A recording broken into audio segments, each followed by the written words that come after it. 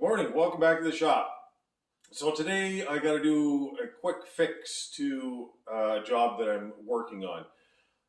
In contact with the contractor, we decided that we have to do a slight alteration to one wall, just because we have to put a triple LVL beam up in the ceiling to support the roof load.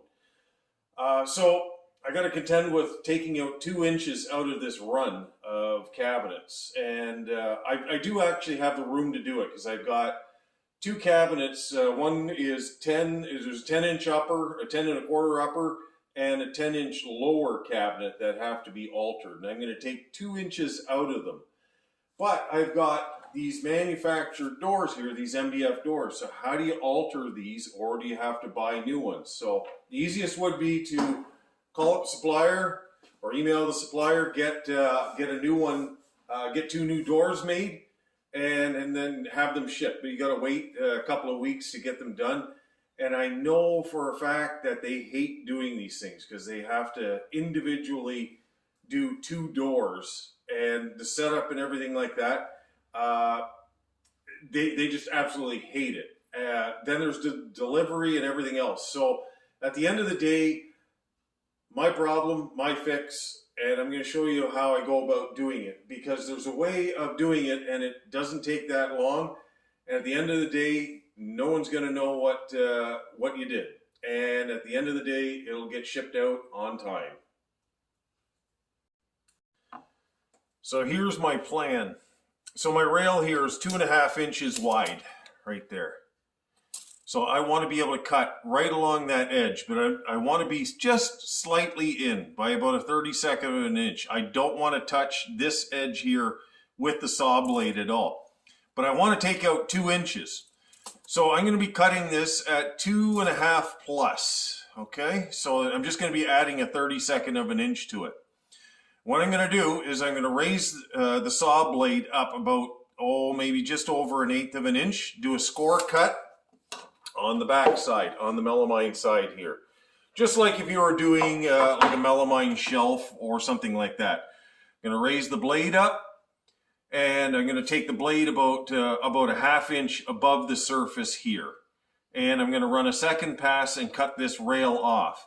At that point, I'm going to flip to this side and then cut the waste out of here, that 2 inches out of it, and that'll allow me to glue this thing back up. My joint will be right along that inside edge there, and that'll all be covered up when I do the paint coat on it. So here you go. I tested it on just a piece of plywood here, and I got my size, because I cut it first and I could see that it was just slightly off right there. So I recut, and now I'm at the size that I want, so I can run this panel through.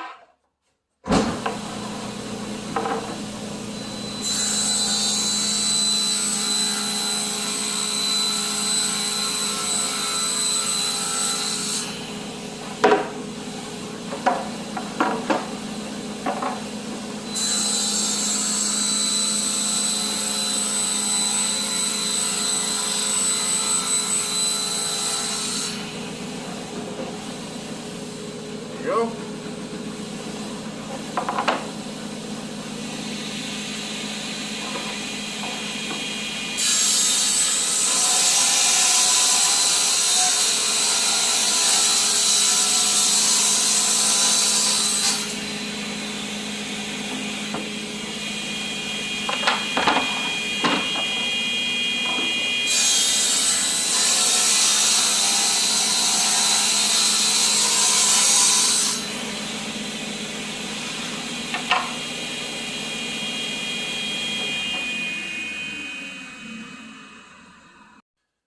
So I just put a couple of clamps on here, but you can see that's nice and tight all the way through here. And you can see right along there, nice and tight, and all the way across. If I flip this over, you can just barely make out that line. I haven't put a clamp on this, so you can see how it moves right there. But basically, once that's done, I can just putty it up just slightly with a bit of spackling, and that will paint up just beautifully. So, got to put the glue on this, and you want to get just enough coverage on it. You don't want to pound the thing. Just put a nice bead down the side, like so. If you're ever doing gluing, that's the most helpful thing you could ever do, is use your pinky as a guide. Spread it out, because I want to be able to clean the glue, especially on the inside of this, the inside of the door, like on that inside profile. So I want to make sure that that doesn't have beads of glue sticking out of it. But that'll be enough right there.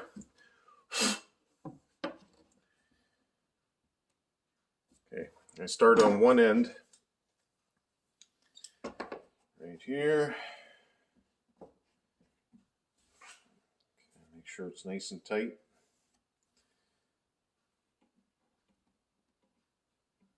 Okay.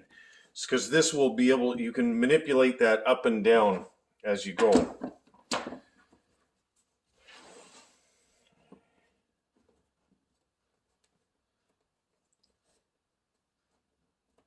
Because I want to make sure that this is perfectly flush.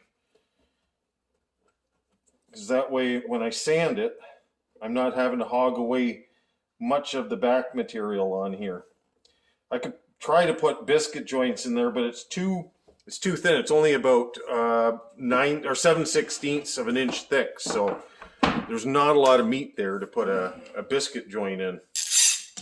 So this is one where you just have to use your hands, use your eyes, and do it right. And also get your clamps parallel as well is important. Reason being is this way the panel won't cup. And I'm not putting a lot of pressure on this. I'm not really cinching these things down. I'm just getting them so that they're snug and I can see a glue line disappearing. There we go.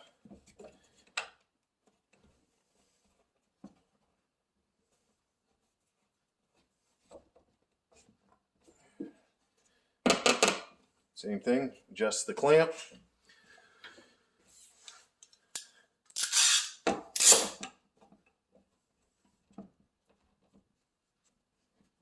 Okay. Flip that over.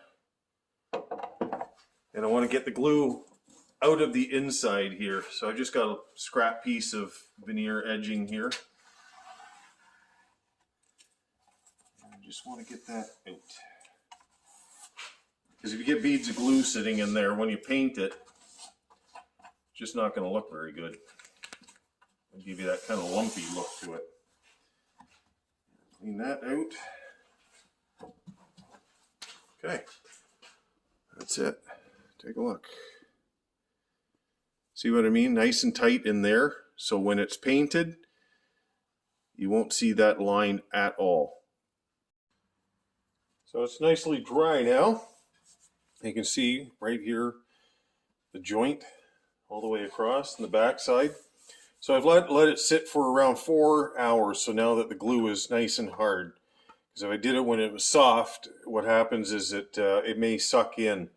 But right now it's just up a little bit here, so I'm going to have to sand a good chunk of this off, and I blend it out, so it'll be fine once it's done. But I could have done this part a little bit better right there.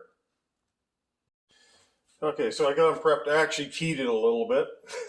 I didn't feel like sanding them with the hand sander here, so I ran them through the wide belt just to clean off the back side here, because you can see it's just I wasn't watching what I was doing, so I was a little bit off. But anyways, at the end of the day, it's done. Everything is 2 size, so that's 8 1/16, because this cabinet goes in between a filler, a flush filler, and a gable. So that leaves me 3/16 of an inch. This lower one is 1/8 less, so that's fine because it's got a filler on the left side. So everything is ready to be prepped, and you would never know it when it was all done.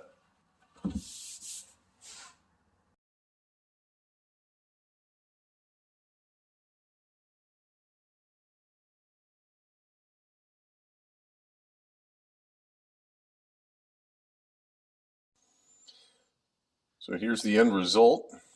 You can see Got a nice fill all the way across. You'd never know it. So you can just maybe make that out there. You can just see a tiny little corner right in there, because now it's a bit of a sharper corner as opposed to a rounder corner.